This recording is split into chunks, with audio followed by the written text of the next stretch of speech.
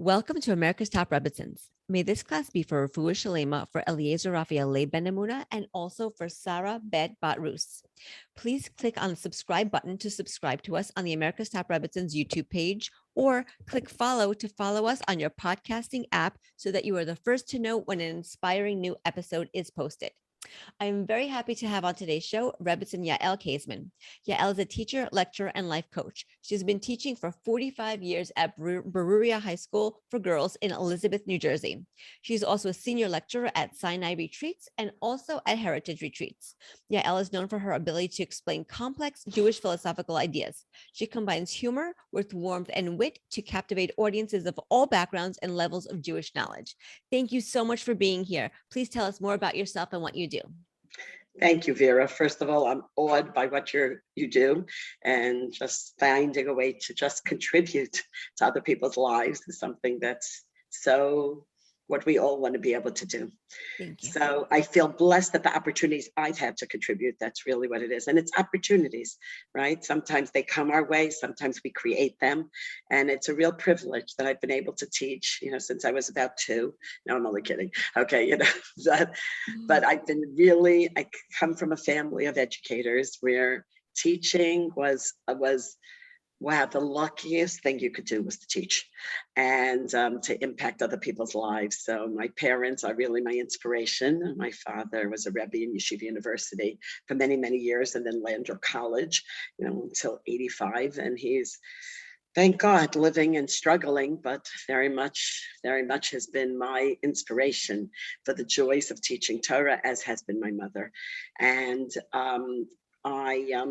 I'm blessed with being a mother of 8 children, many grandchildren at this point.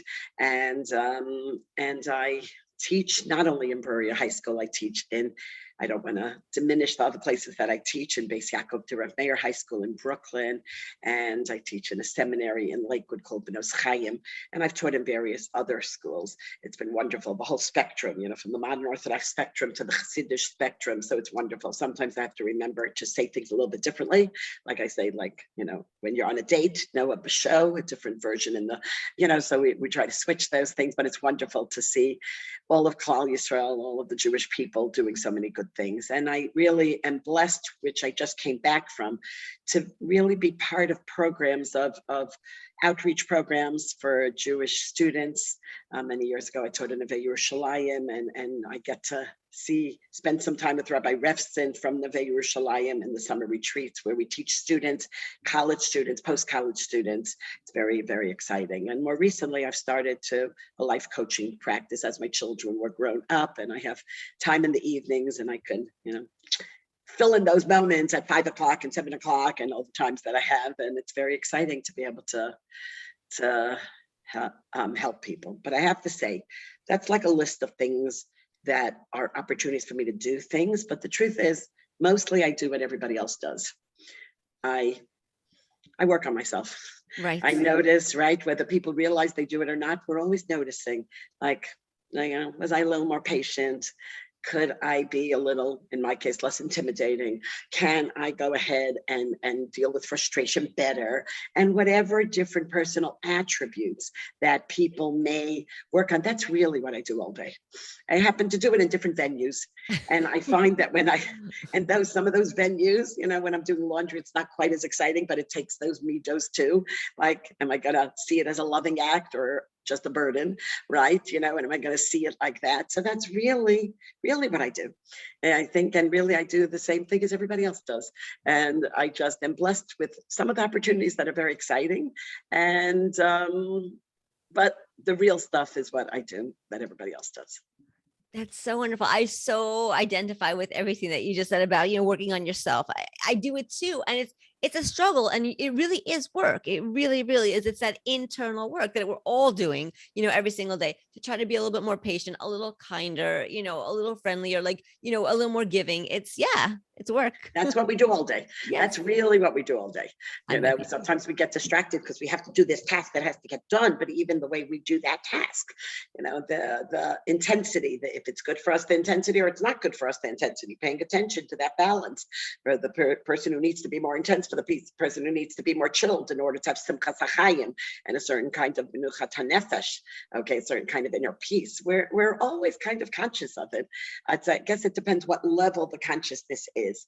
And I just find that when you are more focused on it, it's very, as long as you're not obsessively focused on it, but if you're focused on it in a general way, then every day has a certain joy to it because something's happening and opportunities are there, even as so many people sometimes wish they had opportunities. You know, when I was growing up, I wanted to teach and I wanted to go into kiruv. Now, I didn't know how that was going to happen. So the teaching was a little easier. I could apply to it, you know, apply for it. Kiruv, it's not so easy. Like, where do you get yourself in? And it just, I feel, you know, it's so frustrating to me that people, wow, think you're great because of it. I'm not great because of it. I'm really privileged and blessed because of it.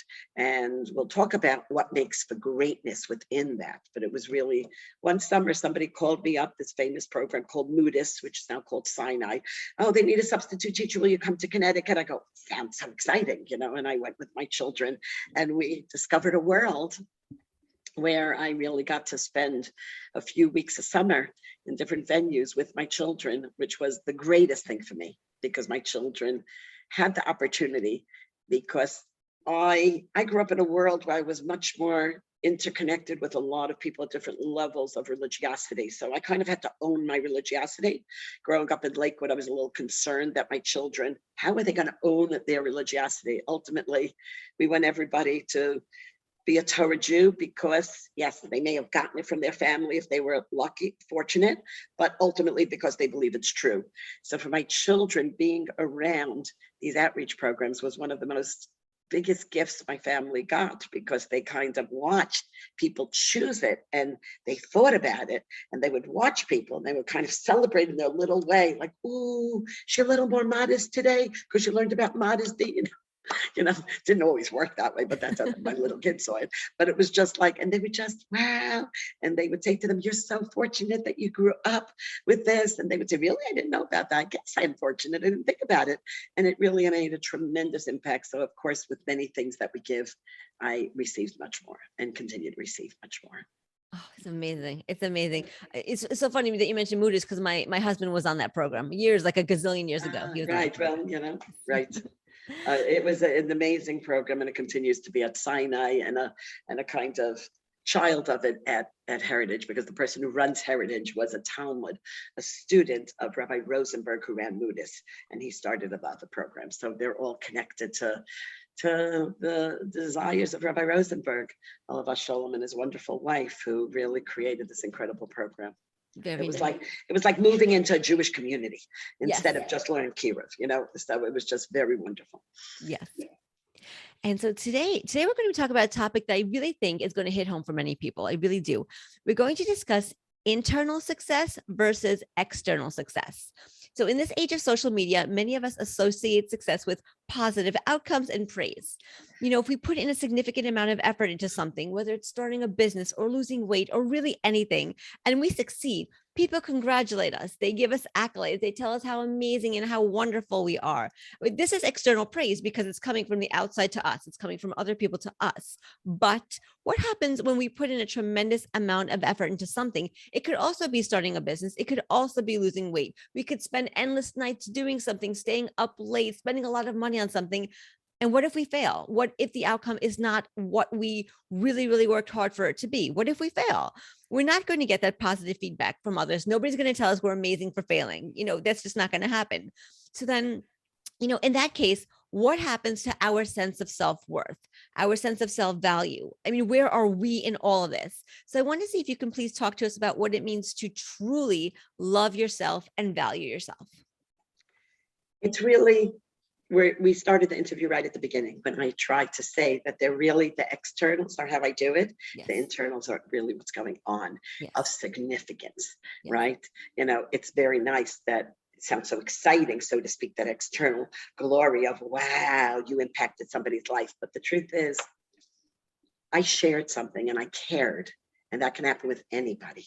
It just has a glory in that kind of way, maybe, perhaps. And it's differentiating, learning to differentiate between that external glory that seems much more exciting than the real glory of just you contributed to anybody's life by smiling at somebody and building somebody and saying a different type of thank you. And that's happening all the time. And what really loving yourself is all about, because we're going to see it's not just when you're not successful, that's the issue. It's even when you're successful, that's the issue. Because is that, as I said, is that really your glory? Because I could be very successful with a, so to speak, successful with a student, whatever it is, they'll give me credit for it. But really, I didn't put in that much effort. And I was just fortunate that she attributed the power to it. And other times I put much more effort and that person doesn't attribute it the effort. So it's not just about like failure, it's like whether it didn't work, but this is another way it doesn't work, right? There's no direct correlation between necessarily how hard we work and how glorious it ends up looking. I'm It's sure we know that. fascinating. That's fascinating because I mean, like to our human eyes, we see somebody spent several hours studying for a test and they got 100. Well, of course, like it seems obvious. And another person could also have spent that amount of time, maybe even more, even with a tutor, and just gotten a 60, And it's and sometimes I laugh. I'm about to speak, let's say give a class, a Shabbos shir, that they said, oh, you'll do great. What are you worried about? I'm thinking, I'll do great. What does that mean? You're predicting it? I don't know what you're talking about. Meaning likely I'll be good enough. You know what I mean? But will it be great? I don't know. I've given classes that are spectacular with little effort. I've given classes that are spectacular with a lot of effort. And I've given classes that are not particularly spectacular with a lot of effort. Right. It's almost like it just doesn't work that way. And it shouldn't, and sometimes people expect it to work that way. I don't know why. I guess, practice makes perfect is what people are told. No, absolutely false. A lot of things we learn are false. Like sticks and stones will break my bones and names will never harm me. Oh yeah, sure. Sticks and stones will break my bones and names will harm me even more deeply. Okay, that was really the truth, right? So right. Practice makes perfect. No, practice is what you can do to make better, possibly. Right. Because it's really Hashem that controls the outcome. Like that's what it is at the end of the day. That's right. It's so amazing how long that takes us to know it. Hashem, absolute. So love of ourselves. What does it mean to love ourselves? It's like the ahavta l'reacha kamocha. Should love others as much as yourself. Right. Which sounds like you're supposed to love yourself, right? Exactly. And it sounds like if you don't love yourself, you can't really love others. You might be a people pleaser. You might be up trying to get something from them, but it has to come from a flow because there's enough love in me that it flows. Because otherwise, if I do it the people pleaser way, I'm going to act so loving so that you think I'm wonderful. I'm really taking something from them. And at the end, it doesn't work. At the end, it really doesn't work. It doesn't really give people what they want. I happen to love Dr. David Lieberman says a great example of what a people pleaser, what he creates, describes how basically it's like making kiddush. Okay, you make kiddush, and what do? You give it out to everybody to drink, and there's not enough for you to drink. So nobody fulfills the mitzvah of kiddush. It's a very deep idea that when you give, and you didn't come from a full place inside, you don't really fulfill the mitzvah. It's a nice attempt, but really we need to fill up inside. People almost don't realize, they think self-esteem is like a separate psychological mandate. No, it's essentially part of a Torah mandate. A Torah mandate, you need to believe in your worthiness, not better than others, in your worthiness. How could you not be worthy if you're created in the image of God? How could you not be worthy? Because you can make mistakes. God built that into. He said you're going to make mistakes, okay? And you can make a lot of mistakes. And I used to tell my students, I make a lot of mistakes. I make mistakes. And then I realized they were thinking like 2 a year. So I had to go ahead and be clearer. No, about 25 a day, and that's down from 50. Okay, after a lot of hard work. You understand? And I don't mean big mistakes, but still a little self-absorbed, a little tuned out, a little insensitive, a little not patient. And I don't mean to harp on them. I'm okay with them. That's part of the human condition. And as long as I'm moving. So what does love yourself mean? My daughter kind of said it very well as a little 3-year-old. There I was taking her out of the bath and I was hugging her. Sean, I love you so much. And Abba loves you and Bubby loves you. And I went through the names and aunts and uncles and all her siblings at the time. They loved her still. It was 2.5. It got a little more complicated, a little bit later. And then thank God it's back to itself now. But at that time, it was just like, this one loves you and that one loves you. And she kept smiling more and more and more and more and more. And at the end of the experience, she looked at me and she says, and I even love myself. It was like this grand experience of like, I'm what I need to be. Can I become more? Yes, but I have what I need to become what I have to. It's all there. Hashem gave it to me. My beautiful parts and not so beautiful parts. Okay, my easy parts, they're all there for me to become who I have to become. Maybe I have to do some polishing, some edging, some whatever I have to do. But that's what it means to love myself, to know, not to be self-absorbed. Most people, I ask groups of people, do you love yourself? They say, sure. I go, do you mean you're absorbed with yourself? Like when you look at pictures, you go, nice, nice, nice. And then you come to a picture of you and you stare a little bit more because you want to see what you look like. Why do you need to see what you look like? Don't you know what you look like? Let's see in this picture. Oh, I look good in this picture. How can I look like that every day? Maybe I should like move my head in a certain way and then my double chin won't show or whatever it is that they're thinking, right? It's like, what's going on? That's not love. If you're okay, you're okay. I come along with this part of me. And maybe I can decide if I really care about that. Maybe I'll put a lot of work into it. Maybe I won't. But, just because I like it, not because I'm not lovable, I'll feel more comfortable. Not because I'm essentially, maybe I'll feel more comfortable if I lose that weight. Not because I'm not worthy if I don't lose that weight. Right. It's like if I'll be more comfortable and I'll be like, I don't like the addiction to food. Well, that's good reason to do it. Right. But like, just because I don't really like my body unless it's sculpted the way our particular society right now says. And what if you live 20 years, 30 years ago, you could have been 15 pounds more and you would have been okay. Or maybe 25 pounds more, it depends on whatever. You know what I'm saying? It's like different versions of it. So wait, what's this all about? So loving yourself is really the test to see if you love yourself is how many times you think, I wish that I didn't have this. I wish that I had more of this. I feel so inadequate because somebody else is more successful. If you're doing that, you don't love yourself. If you look at somebody and say, wow, I love that characteristic. I wonder what about it I can learn given who I am. That's okay. That's okay. If I sometimes say, my lovability is not actually being expressed so much because of this quality, I want to like work on it. That's okay. Only if I don't come from a place of like shame and denigration. I come from a place of I am lovable and I know I can express it even better. And I want to be able to express the value that I have internally. And when I make a mistake, I don't lose my value. It's like the crumpled up $1,000 bill. I don't lose my value, one drop, just like the silver that gets dirty. It doesn't lose one drop of its value, just the light doesn't shine.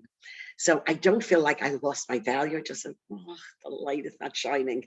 And what a pity, because I could have the light shine. That would mean loving yourself. I really, really, really love that metaphor about the silver.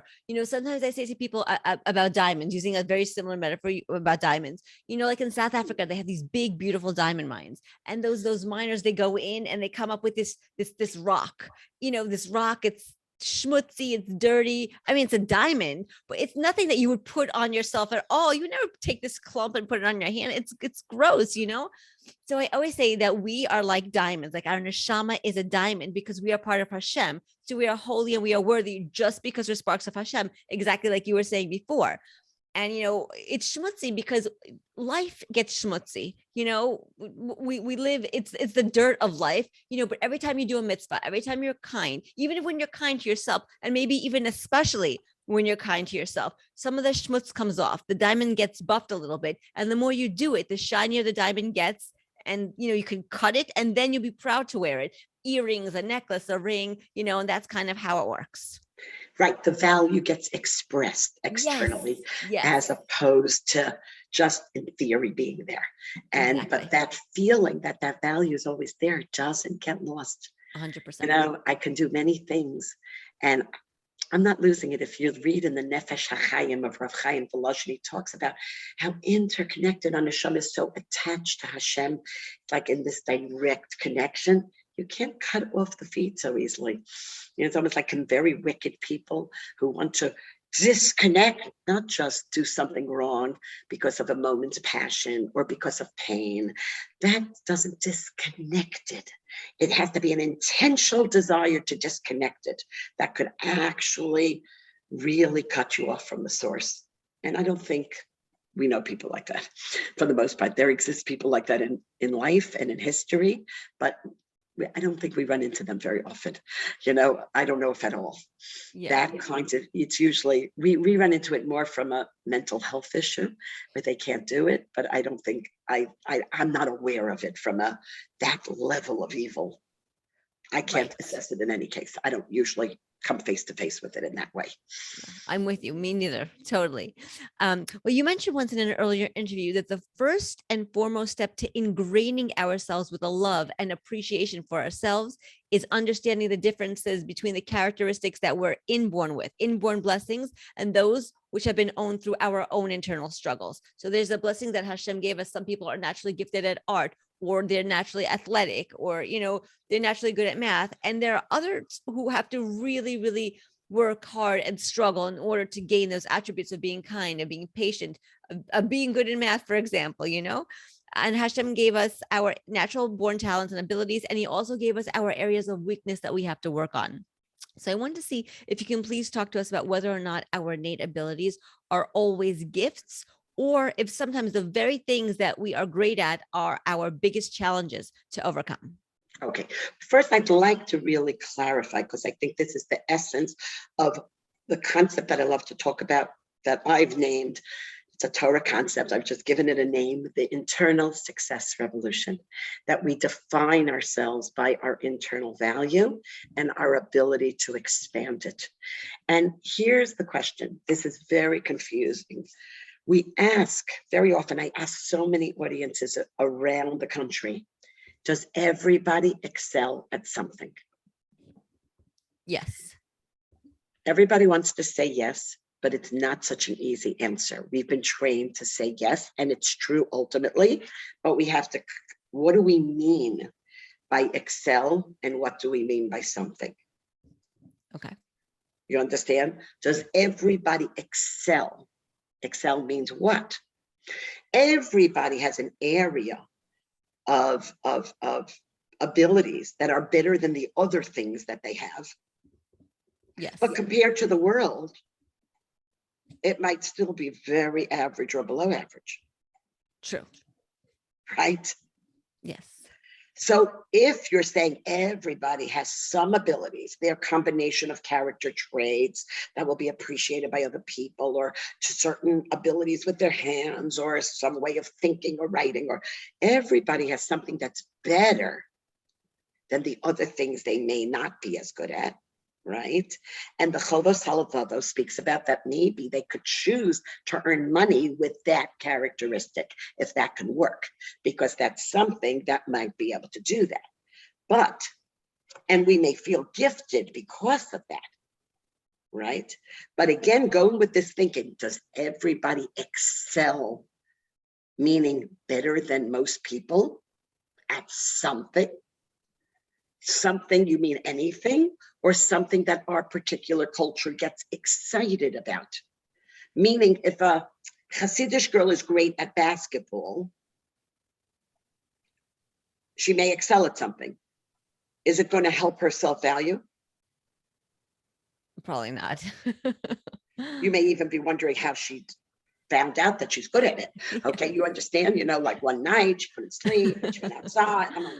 I'm making up the whole scenario, right? And she took this orange ball and threw it in like she had seen the mom Jews do it. And she threw it in and she said, whoa, I'm really good at this. I'll stand further away. Whoa, who do I tell now? And what do I do with it? Whereas my Berea students, if they're good at basketball, they get accolades, they could win championships. Yep. So you have to remember to excel at something your particular society values. Remember to do that. It's an interesting concept. Right? Yeah. It's something that I really came to realize is such, it's like everything that we suffer from comes from a thought in our brain. Like the Rambam speaks about in Hilchos Deos and the laws of knowledge, he talks about personal attributes, because the beliefs you have cause you to feel a certain way, react a certain way, and act a certain way. Okay. In other words, if I have a belief that somebody's taking advantage of me by making me do a job that I wasn't hired for, then I'm very annoyed. If I then find out, no, the boss gives you really annoying jobs the first week to see if you're flexible. And if you're flexible, then he raises your salary and doubles it. Oh, thought, this is just a test. Oh, great, I'll do that. Our whole feelings, everything we think creates an emotion that creates an action, a reaction, right? Right. So here's the story. If everyone's walking around thinking, everybody excels at something. What do I excel at? They didn't choose me for this, and they didn't choose me for that, and they didn't choose me for that, and nobody included me in that. So I don't have the charisma, I don't have the personality. People are nice to me, but they never actually want to be my best friend. So I'm a loser, but I can do this and I can't do that. And I try to self-promote. That's really burdensome. So exhausting. Mm-hmm. Most of us really excel at nothing other than being our best selves. There's a really big secret that has been kept for too long. I want to scream it from the rooftops. None of us, for the most part, excel at anything other than being our best selves. That's so powerful, though. It's amazing. That's powerful because we were all created to be our best selves. Right. But the problem is we then spend all this time in this work figuring out how we excel in some other area. Wow. If I excelling as a teacher, I'm doing an okay job. So I have some schools that think I'm amazing, and some schools, oh, she's another nice teacher. Now, if I feel another nice teacher, I was supposed to be excellent. You don't know that I'm wonderful? Hello. I'm one of the top Rebbetzins in America. I am. What a joke. If Fury didn't start the show, then I wouldn't be the top Rebbetzin. You know what I mean? And if she didn't know my name through someone, I never would have been included. Did that mean I was less? How come I wasn't included? Hashem decided. And it didn't make you top by being chosen. She just came across you and Hashem decided. Do you hear what I'm saying? Yes, I do. And that's what starts happening. And we get into this bad feelings. Bad feelings. We just get into, does everybody excel at something? And then, let's say I did have in my relative small circles above average academic abilities. So what? If I had a bigger, more intense, if all the top academic abilities were all together, I might not excel. Right. You could keep losing your area of excellence, which is why a lot of times people don't want to take on more challenges, because that's very scary. Right, because they may not be able to excel at those challenges. They may fail. And if that wasn't the purpose of life, take on the challenge to stretch yourself and discover new things. But it's so scary. Yeah. I did good enough here. Why should I go there? And so people think this internal success is for the losers. It's much more for the winners. I'll tell you why. I shouldn't say it's for both. When I say losers and winners, obviously I'm using a ridiculous cultural expression, but that's how we sometimes look at ourselves and others. Yes. Right? Which is really horrific. But that's how we start determining it. Because, so what are your accolades? What are you known for? What are you excelling? That type of thing. I have so many students who I've been trying to figure out what I excel in for 18 years. I don't think I excel. So the people who are average at it Say, okay, I'll live with it. Sometimes I win, sometimes I lose. The people who don't feel good about anything, sometimes they are tortured souls unless they change their perspective. And the winners suffer forever. Isn't that the irony of the situation? Do you see what I mean? Why the winners suffer a lot? Because Yes. then every time they win, they have to worry about the next win. They get a lot of anxiety. Yes. I have students, or so they have a student in Berea High School. They're divided academically in class. You can move to another class if you want, but they generally, they feel like then it just is easier to teach and the girls get more, whatever. We can argue positive, negative about that. But the point is that, so I had a student who like didn't really do school, whatever, for whatever reason, she didn't really do school. She was coasting along, bright enough student, like most people, pretty average, like fine enough. But she didn't really do work. And then after school, but she passed. And then after school, she got into a program. What was it? It was a legal stenography program, court stenographer program. Yes. She was so good at it. She called me up and she said, Mrs. Kaisman, I never felt so much pressure in my entire life. This is what honor student felt all of high school. I am so glad I wasn't an honor student. This is torture. Because suddenly what happened, suddenly, I know I'm being so, so contradictory. Okay. But it was like suddenly what happened, it was like, I can't believe this. I'm really good. So I have to be better, but there'll always be better people. Yes. Always. Always. Always. I was working with my friend on not being competitive. Okay, she had, she was earning a lot more money than me, but we weren't competitive about the money. I was a teacher. She's, was an executive vice president at, Bankers Trust.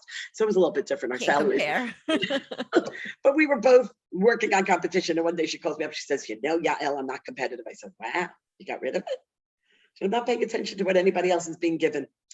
6 months later, she calls me up. She says, I'm competitive again. I said, what happened? She said, I was the best person in the office. They just hired someone new. I'm feeling it again. Right? Because there's always going to be somebody else who can do it better, who's smarter, who's prettier, who's richer, who's thinner, who can bake better, like everything. Who gets more. Yes. Applause. Yes. Yes. That's right. That's right. So therefore, right, I used to think I was the person they should have chosen to do this. Oh, they didn't choose me. So up and down, up and down, up and down, up and down. Yes. So you understand what's going on. I sometimes, think we, on some level, are like, the dolphins in the dolphin show. Like you did a good thing. Did somebody send you a new fish, an accolade? We're waiting for our fish. Today, I felt I was wonderful today. Wait, but how can we get off this roller coaster? How can we get up the up and the down and the up and how can we get off this roller coaster? Right. So what I'm trying to suggest is, does everybody excel at something? We might be better than average in some things. And then if we're in a different group, we may not. We have to become more comfortable with the word average, because physically our tools, what we've been given, some of our character traits, some of what I call tools, most of them could be pretty average relative to the society. And some of us are above average. But guess what? There are always going to be people better. And if you're the top at some point, eventually, it won't be good. Okay, it won't be good, right? Eventually, you may lose it. And like I always tell my students, we're all losers at the end if we're fortunate, because then it means we lived long enough to become losers. Do you understand what I mean? You know what? If you don't mind explaining that just a little bit more, that would be awesome. Okay. What does it mean we're all losers at the end? Is it likely that we're old age, that we're not, if we get to live to 90 or to 100, we're not going to be as gorgeous, and we're not going to be as sharp, and we're not going to be so if we're lucky, we all get to be losers at the end. So get used to it. Right? My mother was a top, thank God she's living and well, and I get to visit her a lot, a top professional therapist that everybody turned to. Everybody's not turning to her now because her short-term memory is not as good as it used to be. And her sight isn't there anymore. Right. But she's not really a loser on an internal success level. No, for sure not. On an internal success level, she's the great woman. When she lost her eyesight at about 89 or 90 due to glaucoma, She said, you know, it was beautiful having it, but you know, thank God I can hear, because I need that much more for relationships than I need sight. So I'm really good, Wow. is what she said. That's so poignant. That's so it's so insightful. That's amazing. She is a very insightful person. She's listening to somebody in my family is going through a medical crisis. She says, I just have to daven, hold on to Hashem. Her internal successes are going on. Her external successes, she used to have a practice that people were banging down the doors for. Yeah. 40 to 50 clients a week. Amazing. She doesn't have any clients now. She has her children around her. Right. But she is no less constantly being successful. But if we don't define it by internal, say we better get used to it, because we're all losers at the end, is what I mean, if we're lucky. Well, which leads me to this question, since we're talking about Hashem. You know what? I just feel bad because I didn't finish the answer. Is that okay? Oh, I'm so sorry. Yes, go ahead, please. No, because I really didn't explain. So what's the whole thing? We have to differentiate between our gifts and our greatness. Yes. Our gifts are what we were given, the parts of us that we really happen to enjoy, right? Yes. People used to compliment me on my daughter's gorgeous auburn hair.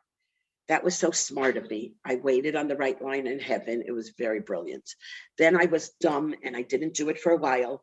And then my 8th child showed up, but it was a boy. So it was a little bit of a waste. He just got into a lot of trouble in class because he was easy to call out on. You know what I mean? But it was like, okay, I'm sure his wife enjoys it, but it's just a little bit of hair that he does that, but it's like, but what I mean is, it's like, that's a gift. Right? It's not a greatness. It's a gift. Right. But what do people do? They praise the gift. Thing for your gift. Yes. And what are you supposed to say? You say Baruch Hashem. What I really want to say all the time when people praise me for my gifts is, I don't say it because it'd be annoying. I say, thank you for reminding me what a gift I have from Hashem. I hope I use it for the development of my internal successes. I never say this to anybody. I'll say it again. Thank you for reminding me what a gift I have from Hashem. I hope I use it for the development of my internal successes, meaning I hope I feel grateful to Hashem more because of it. I feel the love of Hashem more easily because I've been given it. I hope I can use it to access my internal successes. If I'm articulate, then I hope I can use it, not to be sharp-mouthed, that's somebody who I'm annoyed with, but to actually build people. If I have beautiful hair, I hope if people are attracted to me more, I can be more kind to more people, right? If I'm talented in another area, I hope I can use it to go ahead and bring people joy or help out at a stuck-up position to create a performance or whatever it is. I hope I can use it. I hope I can use it well. I hope I can use it well. And that's a gift. My greatness is the degree to which I use anything I've been given, as I say, to develop my internal successes. If I use my intelligence to actually understand Torah more, figure out better ways to go ahead and express myself to people in a way that I can help them enhance their life, right? Whatever I could do, even my weaknesses. Let's say I'm not naturally so super organized. So I can use that struggle that I have to do to be organized to have more compassion for struggles that other people have. Even my weak tools can be used to develop greatness. That's greatness.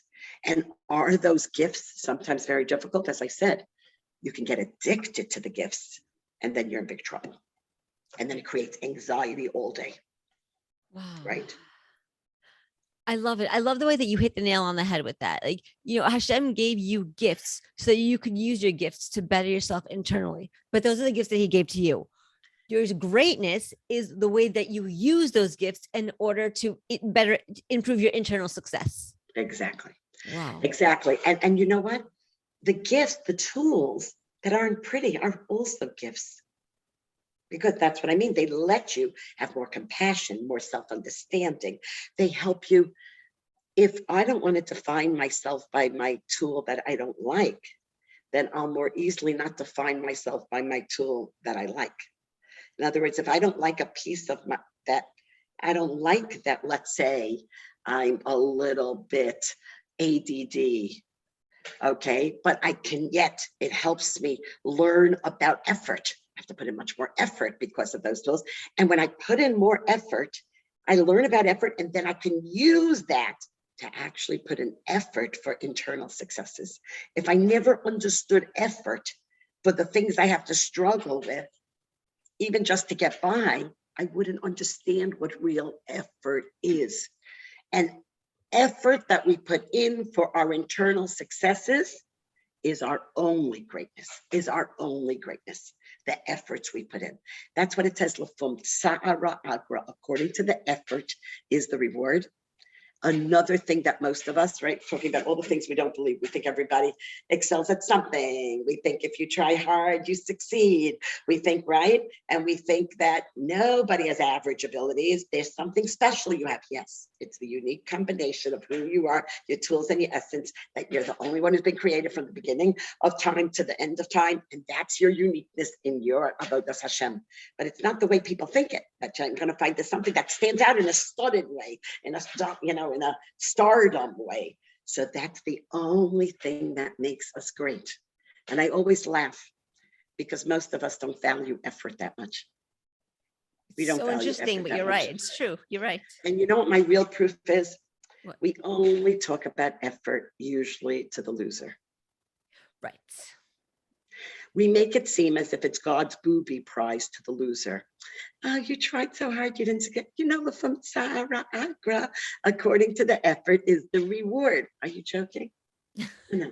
For the winner, their only greatness is their effort. The other part is their gift. Right. Or their challenge not to get addicted to. Right. So I've said a lot. I hope I, didn't overstate so much because there's a lot here. No, there's so much here. There's so much here, but just put simply, just so that I can reiterate for myself and for everybody listening, and just because it's such a powerful point, and it's a point that we don't think about, and it's a point that is so important. It's like the essence of our life, of our daily living. So I really feel like it's important to be said. So I just want to reiterate. So Hashem gave us our gifts to use them to better ourselves. And he gave us, when I say gifts, he gave us our abilities, our charisma, right, our not charisma, exactly, whatever it is. Yes. The whole set of circumstances. Yes. Our life circumstances, our financial circumstances, so many things, right? All of it. Oh, yes, exactly. But that's not our greatness. Our gifts are not our greatness. What we're given, anything that we're given, if we're given anything, it's not our greatness, it's our gift. But what we do with the gift, that's our greatness. Right. Yes. And also, I just really also want to reiterate that we're not in charge of the outcome, because you were talking about the winners, the championship, the basketball tournament winner, they won. Okay. Yes, they won. Who allowed them to win? Who arranged for them to win? Who made them win? Not them. It was Hashem. Yes, they put in their effort for sure. I'm not taking that away from them. And the effort, yes, the effort for physical things is not their greatness. It's right. Their stepping stones to greatness. Yes. Because it then lets them then transfer it. Right. Because it takes mental and emotional skill that sometimes with athletes in particular translate into like a physical prowess, a physical energy. I'm so great at basketball or hockey or gymnastics, and it comes out physically, but it's not. It's the mental stamina. It's the emotional stamina. It's everything that went into it on an internal basis that we can see externally.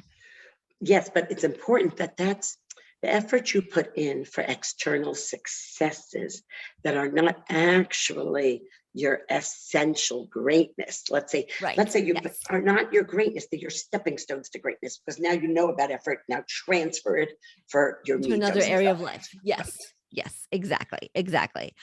So we have spoken about external successes and how people praise us for our accomplishments, but I want to ask you about what is real success in the eyes of Hashem, like particularly in the eyes of Hashem. Can you please share with us what Hashem really wants from us in terms of our effort, and what does he want us to focus on?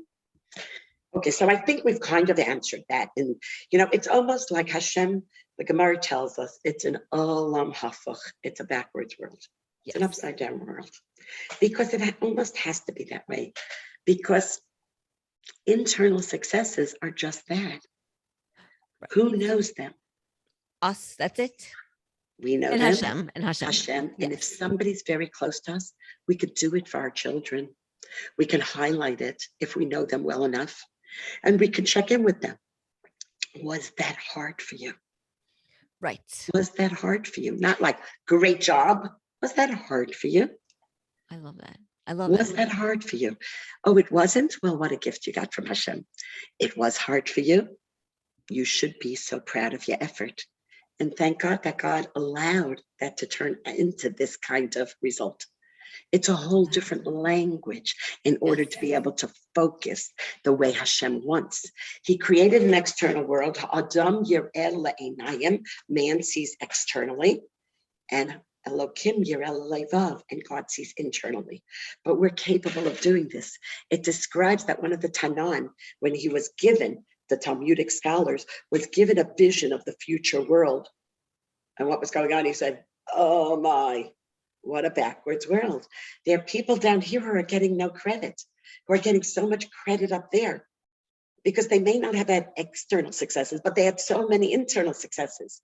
And there are people down here who are getting so much credit and not getting so much credit up there. And I always think that there's an implication that, of course, there's another category of people who are getting so much praise down here for their external successes. And they also are getting praise up there for their internal successes, but totally different abilities. Like, people praise me. Like, for example, if I give a great class, you're such an amazing speaker. Obviously, I put an effort to both preparation and doing it.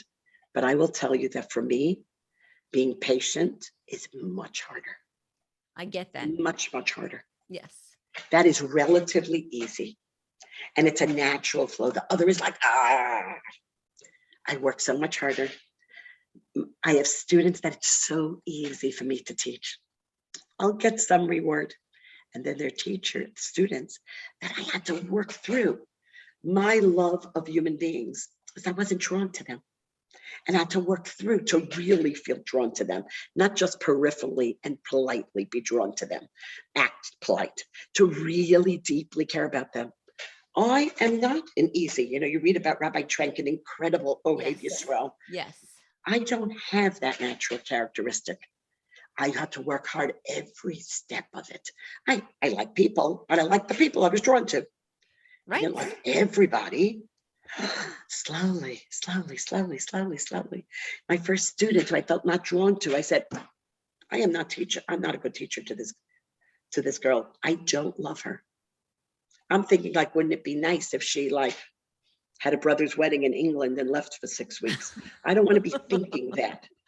Okay. I want to be enjoying her, see and loving her. And I had to work that through very hard. That is so hard because I completely identify that. I could read, and I think other people do too. You have people in your life and you go to them, but sometimes you're in a situation, it could be a family member even. And you can't just walk away from a family member that you don't like. Maybe you're even living in the same house with them. You know what I mean? Like, I always tell my students, you want to learn to see the value in everybody, because otherwise the people you don't like will show up as a child. Yes. You'll love them, but you won't like them unless you really work on it. Yes. Or your mother-in-law. So be careful. You might as well go ahead and work on it. Yes. And this happens all the time. So this upside down world, I'll give you an example. I always tell my students this. It's like, I gave a class to a group of girls. They were ecstatic about it. Praise galore. It was a great external success. Oh, that was the best class of high school, Mrs. Kaisman. I'm thinking, probably not, but okay. You know what I mean? Like, I'm not down on myself, but I just think it's funny. You don't even remember much of what you learned right now, but I'm glad you liked it. It's thrilling. Thank you, Hashem. I love the feeling. I walk into the next class. I said, we're a parallel class, Mrs. Kaisman. We are so excited. We heard we're going to have the best class of high school. I looked at them and I said, girls, I don't know how to break this to you. I gave the class last week. Oh my God. I said, what did you say? I said a lot of things that I thought were fascinating, exciting pieces of Torah. You weren't present. And I watched it fall to the floor. Like, it went from I tried to do a dance. I tried to create some excitement, tell a story, call out a gal, I couldn't wake you up. They said, give it again. Could you give the class again? I said, and before that, I told the class, you know what? But it's okay. This happens to me a lot. Yael, you just had an external failure, but you could turn it into a major internal success. You could continue to be proud of yourself for trying really hard, because that's all you could do. You didn't control the results. And you can go ahead and continue to love your students and not judge them or blame them because weren't able to get the results you wanted. So that's okay. I had an external failure, but I had a beautiful internal success. I say this to my students often so they get used to the language. Oh, girls, today I had an external success and an internal success. I hope I'm not becoming arrogant from it. I hope I'm not defining myself by it. But I'll often say I had an external failure because you were all studying for the test that you were going to take next period while you were pretending to listen to me. Okay. But I had a major internal success because I understand you and I love you and I have compassion for you, for the schedule you have. So when you keep that's what Hashem wants from us. What happened today? You burnt the soup. My bad. Okay, learn from it. Is there something you could learn? But can you be proud of yourself that you tried? And maybe there wasn't anything you could learn. You got a call to an important phone call and you walked out of the room for 3 minutes and the split pea at the bottom got burned and it smelled up the whole thing. You're not bad. Oh, well, another example of not in control. And then you have an internal success because you remember that. So your external success your external failure turns into an internal success. That's what Hashem wants from us. Look at it the way he's going to look at it.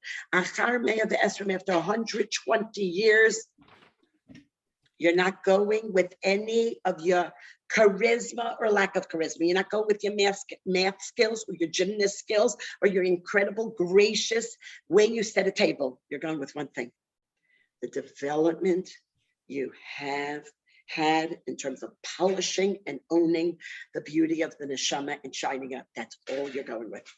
That's all you're going with. Wow. And that's what Hashem wants us to keep remembering every day. Enjoy the gifts he gives us. And then you may even pursue gifts because you like them. That's okay. Hashem doesn't mind if you pursue having the gifts that you like. And then use them to actually become who you're supposed to become. I love it. Wow. It's so poignant and so right on the head. And it's so what life is all about. I love it. I love it. We have literally just a few more minutes, but I want to ask you one last question, because I would love to leave our listeners with some hizuk, some strength to believe in themselves and in their efforts and to know that it's really Hashem who is in charge of all the outcomes. And my favorite way to do that is through a personal story.